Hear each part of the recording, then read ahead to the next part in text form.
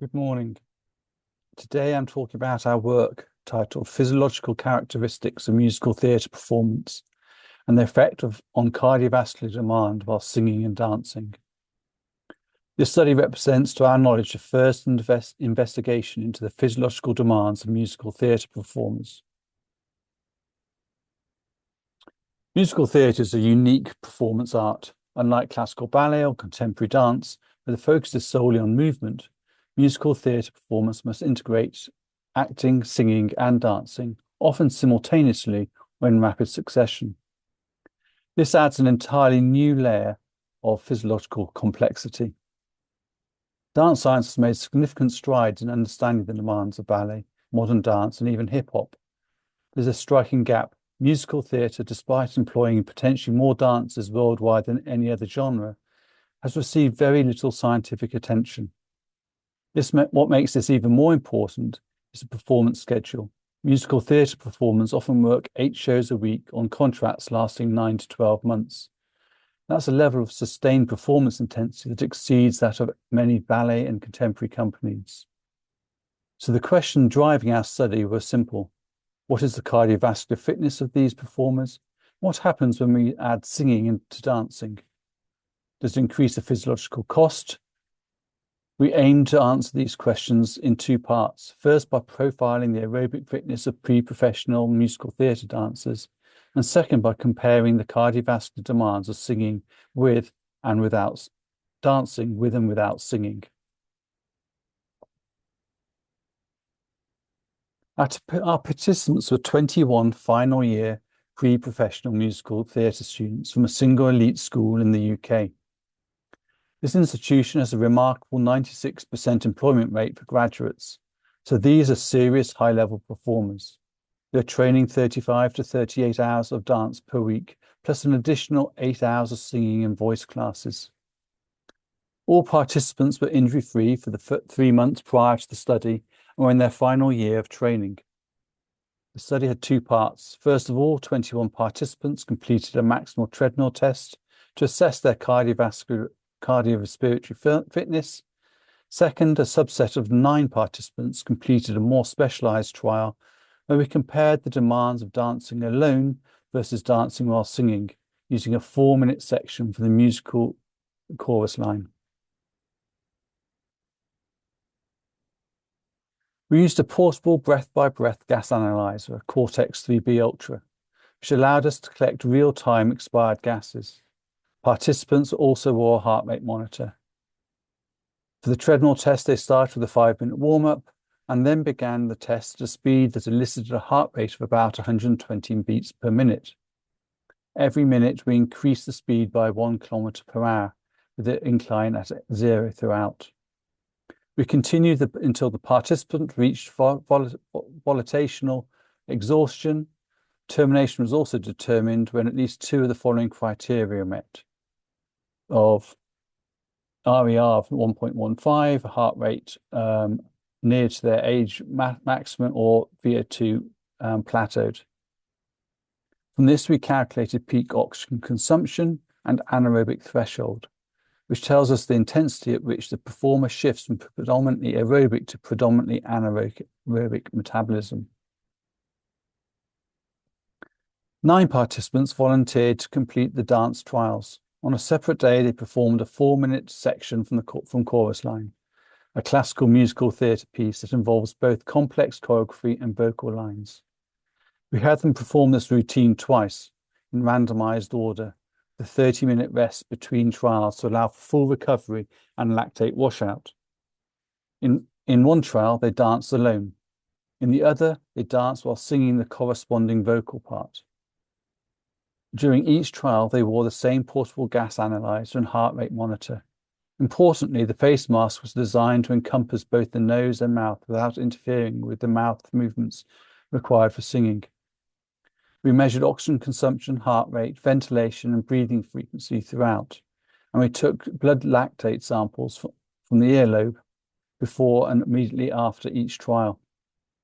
We then analysed the data both in absolute terms and as a percentage of each participant's peak values from the treadmill test.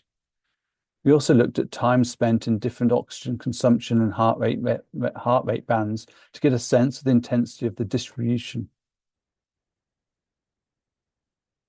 The male performers had a peak heart oxygen consumption of 67.6 ml/kg per min, and females were at 55.6. Both of these values were significantly higher than what's been previously reported for classical ballet, contemporary, and jazz dancers. In fact, they're comparable to elite hip-hop dancers and to some endurance athletes. The anaerobic threshold, the point at which lactate begins to accumulate, was also impressive.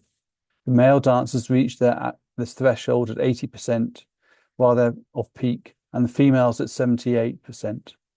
This is similar to what's been reported for principal ballet dancers, and it suggests that these performers are very efficient at using aerobic metabolism, even at high intensities. What's particularly interesting is that while the absolute values differ between sexes, the heart rate at peak and at anaerobic threshold were almost identical. This suggests that the relative intensity, how hard they're working relative to their individual capacity, is consistent. So what might explain this high level of fitness? It could be the intense performance schedule, 8 shows a week, year after year, which provides a sustained cardiovascular stimulus, or it could be the selection. Perhaps only the fittest individuals succeed in this demanding profession. Either way, these performers are remarkably fit. When we looked at oxygen consumption and heart rate, there were no significant differences between the two conditions. The dancers were working at similar metabolic intensities, whether they were singing or not.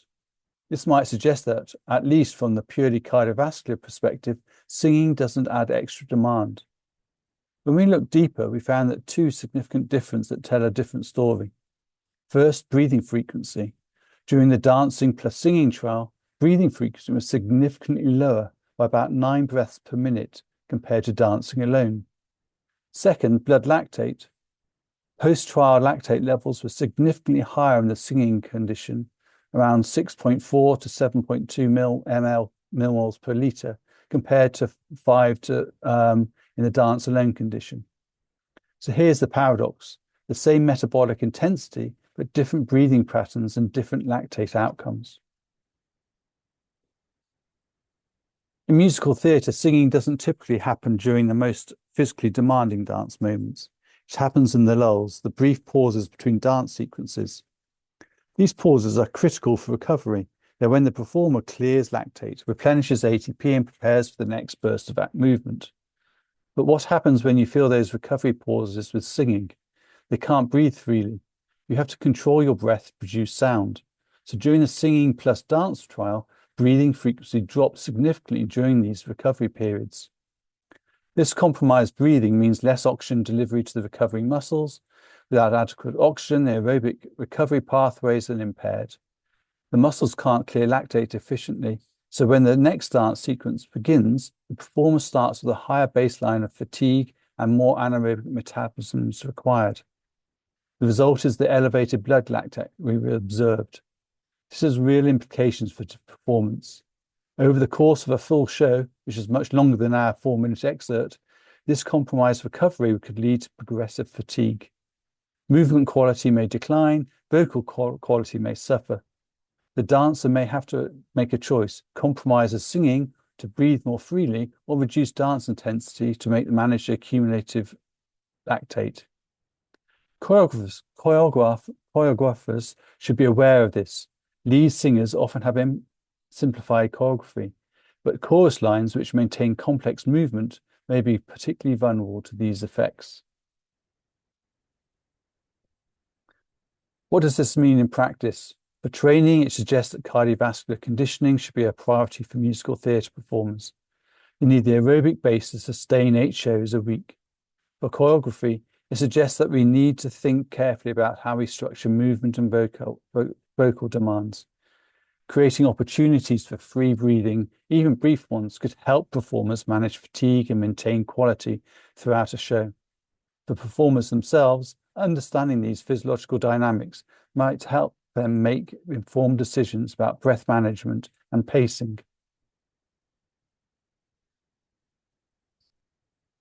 First, limitations. Pre-professional musical theatre performers have remarkably high cardiovascular fitness. Their aerobic capacity exceeds that of dance and other theatre-based genres, reflecting the unique and demanding nature of the profession. Second, while adding singing to dance doesn't significantly increase oxygen consumption or heart rate during a 4-minute routine, it does have a profound effect on breathing mechanics and metabolic recovery. Singing reduces breathing frequency during recovery periods, leading to higher blood lactate accumulation. We acknowledge the limitations of our study. The sample size was small, particularly for the dance trial component. We only looked at a 4-minute excerpt, not a full performance. And we only studied students from one institution. We believe this work opens the door to much needed area of research. Thank you for listening, and here's the reference again and access to where you can find it.